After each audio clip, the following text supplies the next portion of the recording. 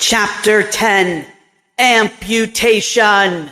Jack was delirious by the time they got him into the commissary, put him on one of the tables, and cut open the leg to his thermal suit. Tim Sullivan, who had once worked as an assistant to Dave Richter, Deep Core Station's late medic, looked at the shattered leg and shook his head. Has to come off. What do you mean? Troy said.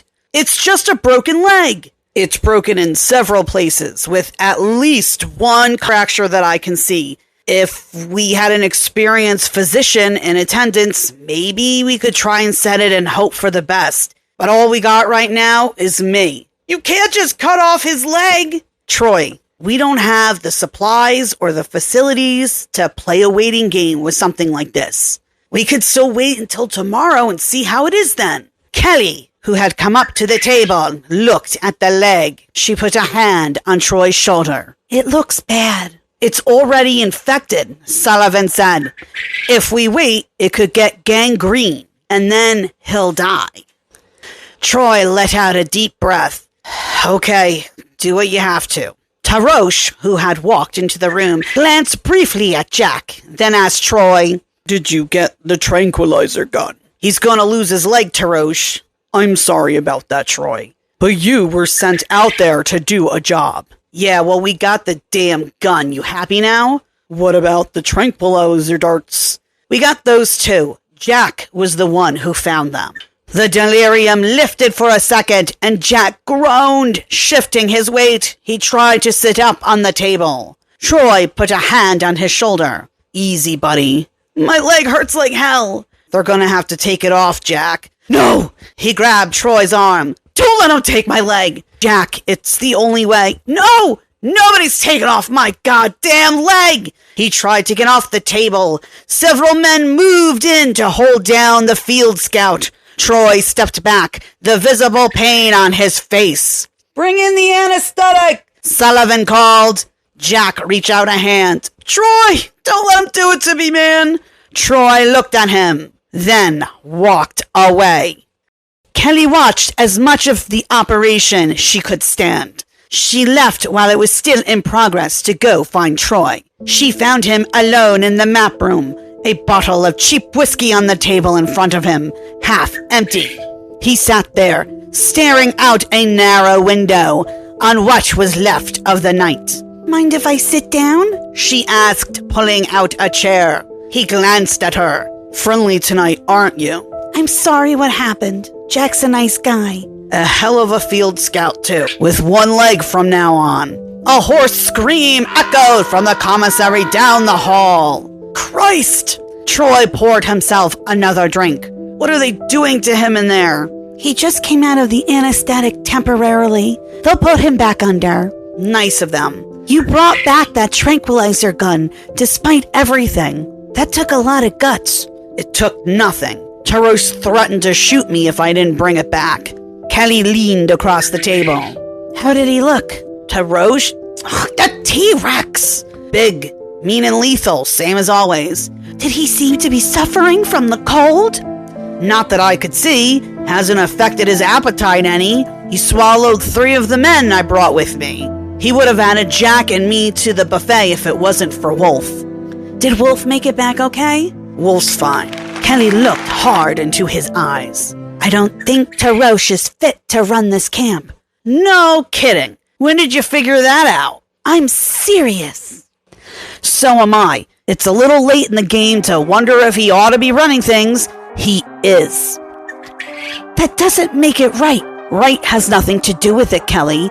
We're talking about power, firepower. And he has the guns and we don't. Do you really believe it's that simple? Or are you trying to avoid a confrontation with him? Troy put down his glass and stared at her. Zalman poked his head in from the corridor outside. Don't get too drunk, Darrow. We're almost ready to knock out that overgrown iguana. We'll need your help. Bring some extra darts, Zalman, in case you miss. I never miss.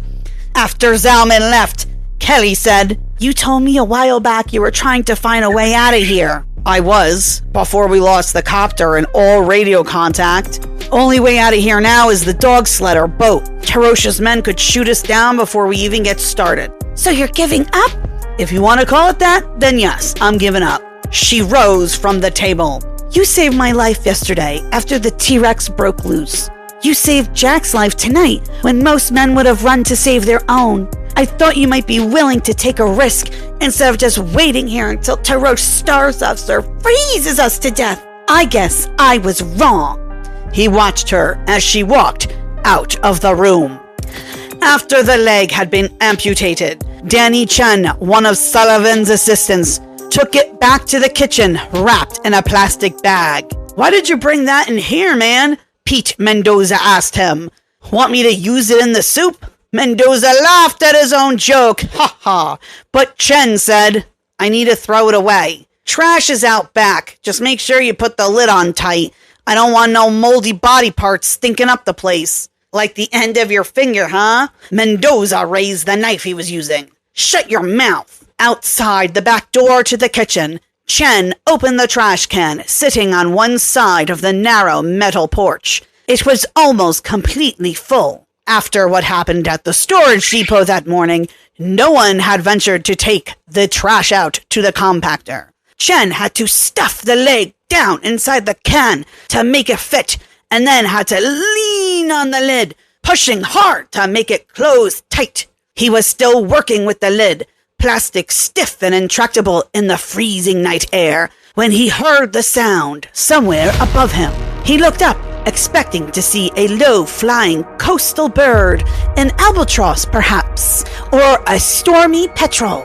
He saw the Tyrannosaur instead. The teeth gleamed beneath the kitchen's backlights. Dark chunks of flesh and blood clotted beneath and between large curved fangs. The yellow saurian eyes seemed to glow as if lit by pale fires from within. Its hot breath plumed in the cold night air, steam wreathing the gaping jaws. Chen cried out in terror and turned for the kitchen's back door, clutching frantically at the handle. Metal, ice, cold and slippery beneath his grip. The Tyrannosaur lunged, huge head darting forward. Chen turned back around and snatched up the plastic lid from the trash can, holding it in front of him like some sort of shield. The trash can itself toppled forward, spilling Jack's amputated leg along with the other litter out across the snow-covered ice. The Tyrannosaur paused and lowered its huge head, sniffing noisily at the spilled garbage, steam puffing out from the narrow-side nostrils. Chen, seizing the moment, turned once around for the door.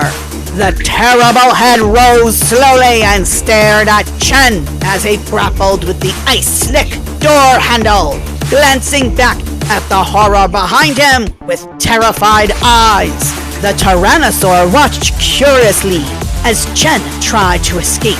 Then it struck like a lightning bolt, moved in a blur of action, snatching him off the back porch, chewing him alive inside the terrible maw, fangs plunging like hammered spikes into Chen's body. Pete Mendoza, hearing the hideous screams, opened the back door to see Chen's mangled body inside the Tyrannosaur's mouth, revealed in flashes as the great jaws open and shut with savage, lacerating intensity. Mendoza let out a terrified whoop, woo, and then slammed the door, locking it and turning the deadbolt with trembling hands. "Jesus Christ!" he yelled to his kitchen assistant. "That thing's out here! Somebody go get help!" They stared at him, not quite sure what to do. "Don't just stand there, you buttheads! Get help now!" The Tyrannosaur hit the back door. The massive head ripped the metal loose from its frame, then tore out the frame itself, letting in a blast of cold Antarctic air from the twilit summer night outside. Mendoza, who had been standing in front of the door, threw himself forward onto a long table covered with pans and mixing bowls. The table overturned with his weight, dumping him and the cooking equipment onto the floor. The kitchen assistants dropped to their own bowls and utensils and began screaming in terror. Some of them turned and ran for it. Others cowered in different parts of the kitchen, too frightened to move. The Tyrannosaur opened its great jaws and roared, the sound deafening inside the close confines of the kitchen. It moved its head slowly from side to side, surveying the cramped room. Then it darted suddenly and grabbed a young Filipino assistant who crouched terrified beneath the table. He shrieked as the jaws caught hold of him and dragged him out from underneath the table, devouring him in sections, body disappearing bit by bit, legs first, then torso, head, and helpless waving arms. The other men in the kitchen froze, mesmerized by the sight of their co-worker's body being sucked alive into the Tyrannosaur's gnashing jaws like a strip of human jerky.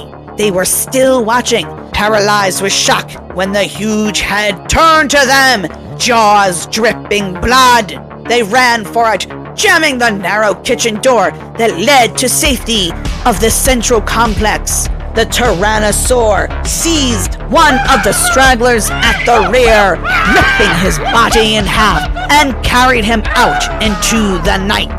Two of Tarosha's men arrived then, Zalman and a man named Sanchez. They pushed their way through the crowded doorway, each man armed with a .460 Weatherbill rifle. The Tyrannosaur, body parts dropping from its blood-stained jaws, turned its attention to them. Sanchez took aim and fired. The rifle's report exploded inside the kitchen. The large caliber bullets bounced off the creature's bony skull, then ricocheted off pots and pans before embedding itself in the wall near the doorway. Aim lower, Zalman said, at the mouth or throat. Sanchez nodded and prepared to fire again. But the Tyrannosaur struck first, lunging forward, shoving its jaws beneath the table, flipping it up and on top of the men crowded in the doorway. Screams of fear turned into howls of pain as the heavy table dropped on them, crushing bones and skulls. Sanchez thrust out the .460 Weatherby to protect himself, but the end of the table caught him hard, knocking him down to the floor. The rifle flew from his hands. Salmon fired up at the blood-stained jaws. The shot went wide, blowing out a ceiling light. The Tyrannosaur roared and tried to force the rest of its massive body into the kitchen through the shattered back door. The rear wall began to crack and split apart. The creature straightened up suddenly. Its huge head crashed into the ceiling lights. Broken glass and plaster rained down on the men below. The kitchen lights went out. Narrow shafts of dim twilight cast distorted shadows over the chaos inside. The Tyrannosaurus lunged at Sanchez, who lay stunned on the floor, right shoulder broken where the table had hit it. Sanchez screamed as he saw the head descending and tried to crawl away, wriggling like a snake across the floor. He almost made it to the doorway, clawing his way through the tangle of legs in front of him. The great jaws seized hold of Sanchez's left leg and lifted him up, shrieking wildly, arms flailing in the air. The Tyrannosaur retreated to the outside with Sanchez still gripped in its jaws. Then it flipped him high in the air and caught him as he fell back down to earth like a dog snatching a biscuit on the fly. As the creature swallowed Sanchez whole, its head held back, huge jaws open wide. Zalman, who had made his way to the shattered back door, aimed and exposed the neck and fired. The bright red fist-sized hole appeared suddenly in the scaly skin. Blood trickled down the heavily muscled neck. The Tyrannosaur roared in pain and turned towards the ruined kitchen door, the place where the burning pain had come from. Its pale eyes narrowed as it saw smoke rising from the barrel of Zalman's rifle. It roared again and came after him. Zalman turned and ran for the other doorway, which was hopelessly jammed with men trying to escape.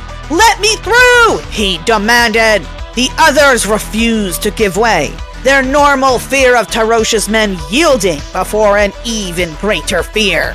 The Tyrannosaur's vengeful roar rattled the kitchen as it shoved its huge head inside again, along with as much of the rest of its body as it shattered the doorway could communicate and accommodate. Before too late, Zalman raised his 460 Weatherby and slammed the stock into the back of the man directly in front of him. The man screamed, "Ow!" and fell to one side. Zalman brought the steel barrel down across the heads of other men blocking the doorway. "Ow! Ow! Hey! Ow! Oh!" Suddenly, a path before them opened. He leaped through the doorway and out into the safety of the hall, just as the Tyrannosaur was stretching across the kitchen to seize him. The enraged beast turned on the men still in the doorway, snatching up several at once in its powerful jaws. Inside the map room, Kelly shook Troy awake, where he had fallen asleep across the table next to an empty whiskey bottle. "Get up!" she cried. "The T-Rex is in the kitchen!" Troy blinked at her, still stunned by sleep and drink. What the hell? He broke through the back wall. They need everyone's help to keep him from getting further inside. Troy jumped to his feet and started running down the corridor that led from the central complex to the kitchen. Kelly tried to follow him. They both came to a halt outside the entrance to the commissary. Men filled the corridor, shouting to one another. The crowd parted to make way for two men carrying a wounded man into the commissary. One of the man's arms dangled loose from the stretcher, barely attached to the body. His face was awash with blood, where the skin had been ripped loose from it. Tarosh stood to one side of the corridor, a hard look in his eye as he took stock of this new disaster. "Tarosh!" Troy called to him. "Has the Tyrannosaur got out of the kitchen yet?" "We have contained him for now." "Where were you when we needed your help, Troy?" "Asleep. He means drunk," Zalman said, coming up to them, 460 Weatherby in his grip. "Blind drunk. I didn't see you volunteering to get the tranquilizer gun, Zalman. Too bad. You could have been digested by now." Zalman's hand tightened on the rifle. "Get inside the commissary," Tarosh ordered. "Both of you." The commissary, more of an infirmary than a dining hall by now, echoed with the groans of the dying and the frightened babble of those still trying to save them. Troy went over to where Jack lay beneath a thermal blanket. "How is he?" Troy asked the man attending him, coming out of sedation. Troy knelt next to Jack's pale, drawn face. The field scout shifted uneasily and opened his eyes. "Troy?" He put a hand on Jack's shoulder. "Right here, buddy."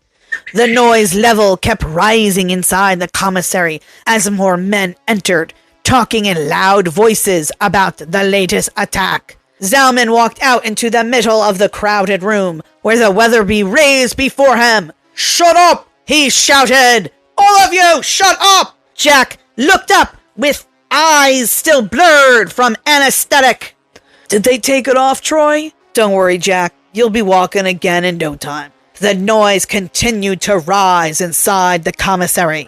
Zalman pointed the 460 up at the ceiling and fired. The rifle's roar displaced every sound in the room. Bits of broken plaster rained down onto the tables and the chairs where the men standing there, looking shocked. Zalman stared at them as if daring anyone to talk. "When I say shut up, I mean shut up." "Thank you, Horst." Tarosh stepped into the center of the room. "As you know, we have suffered another attack in the kitchen this time. Some men were lost, others badly injured. While he chose the kitchen, or why, we don't know. Perhaps he was drawn by the smell of food. Whatever the reason, it was an unlucky choice for us. It has changed things. Billy?" Ballard looked up from the papers spread out before him. "We have the main food supply stored there. After Horst shot him, he went crazy and trashed the place. We lost most of the supplies. We don't know how many exactly, but we can't get in right now to do damage assessment. So, Tarosh said, the amount of time we can remain here is now limited more than ever. Unless we can receive additional supplies soon, no longer an option because of the downed radio communications. Our very survival is therefore at stake. It may be time to cast scientific knowledge aside and simply destroy the creature. The last statement met with cries of support from the men assembled inside the commissary. He's just doing what he was born to do, Kelly called out above the cheering. Hunting by instinct, attacking to survive. You want to kill him for that? The men turned towards her, muttering angrily.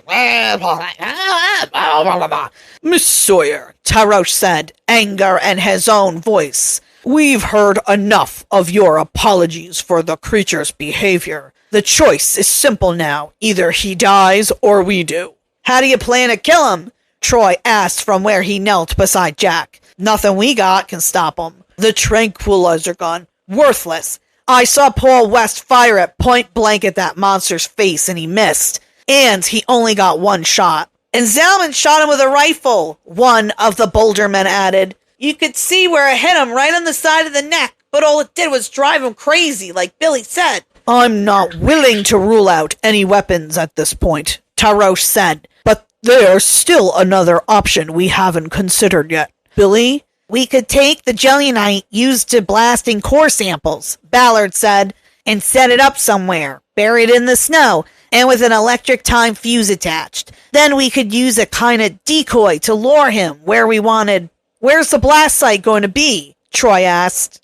The far end of the peninsula? We could set it a little closer to the base, then you'll blow up a hell of a lot more than the T-Rex. That depends. Not if we... A heavy thump hit the wall near the table where Ballard was sitting, as if a truck had backed into the side of the building. Ballard looked up from his papers in astonishment. The thump came again, louder this time, rattling the wall. Men began to mutter fearfully among themselves. Those standing near the wall moved back. Ballard sat beside the table, blinking up through thick lens glasses. Better clear out of there, Billy, Troy warned. Men started for the commissary exit, glancing back at the wall behind the table where Ballard was sitting. Stay where you are, Tarosh ordered the men. Zalman raised the 460 and aimed at some of them. The rush of the exit slowed down, then stopped. Impossible, Tarosh said quietly, talking to himself. Ballard started to get up from the table. The wall burst open behind him, sending pieces of metal and plaster flying across the room. The Tyrannosaur thrust its head inside the commissary, huge jaws gaping wide, hot breath scattering. Billy's papers all over the conference table. Ballard tried to run, but his chair slipped under the table and got tangled up with his feet, throwing him to the floor. He crawled under the table on his hands and knees. The Tyrannosaur opened its jaws wide and roared at him. Most of the men inside the room started running for the exit again, ignoring Zalman and his rifle. At a nod from Tarosh, Zalman raised the Weatherby and fired into the fleeing crowd. The 460 cartridge took a man out in the back, blowing his guts out through his chest, splattering those in front of him. The other stopped running and looked back at Zalman. The Tyrannosaur roared again at Ballard underneath the table. The creature shoved its nose beneath the table and tossed it into the air, revealing Ballard on his knees, hands covering his head. He got to his feet and started running for the cover of another table nearby. The Tyrannosaur, stretching its neck out from the hole, snapped at the running man, tearing off his left arm and most of the flesh from the left side of his torso. Ballard managed to run a few more feet before the shock hit him. He fell face down and lay there,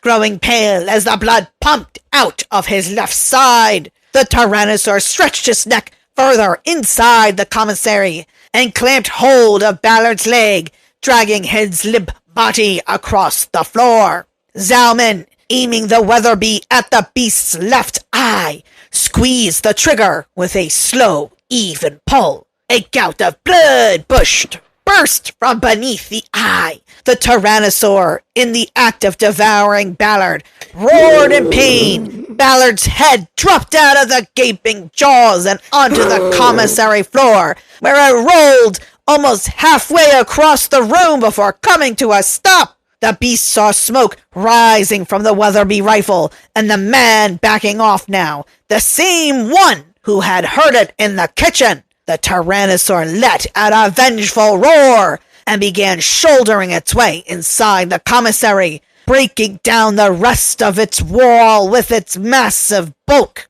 The men stampede for the exit. Tarosh, seeing Zalman back off, called sharply to him, "Horst, fire again! Shoot to kill!" Zalman nodded, face pale. He raised the 460 and took aim again, hands trembling now as he did so. The Tyrannosaur, almost entirely inside the commissary, lunged at Zalman with a great distance-spanning leap. Zalman screamed and dropped the rifle and ran for his life. The rifle skidded across the floor. The dinosaur snatched it up, chomping down on the barrel with huge carved fangs, shattering the stock, splintering out the debris. The beast roared in triumph and started lunging at tables and chairs, splintering them, tossing fragments into the air. Part of the table fell on a row of wounded men, lying on the floor, their screams lost amid the circles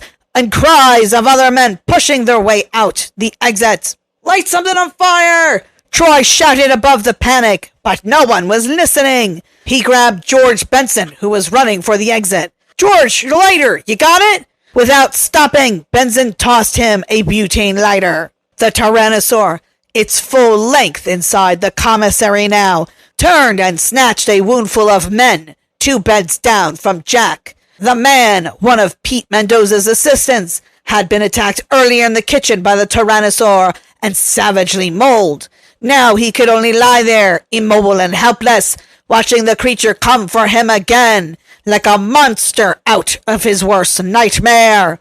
His feeble screams were cut short as the curved fangs finished the destruction of his damaged body. Troy grabbed a blanket from beside the wall and a bottle of rubbing alcohol. He doused the blanket with alcohol, then set it on fire, hurling it at the Tyrannosaur. The beast drew back from the flaming blanket and roared in irritation, pieces of the wounded man falling from his mouth. Troy poured another bottle of alcohol over a roll of bandaging and tossed that out into the burning blanket. The fire flared up, blazing more brightly than before. The Tyrannosaur hissed at Troy through the flames, unwilling to break through the burning barrier. Kelly came up beside Troy. "Get the hell out of here!" he shouted at her. "I want to help you."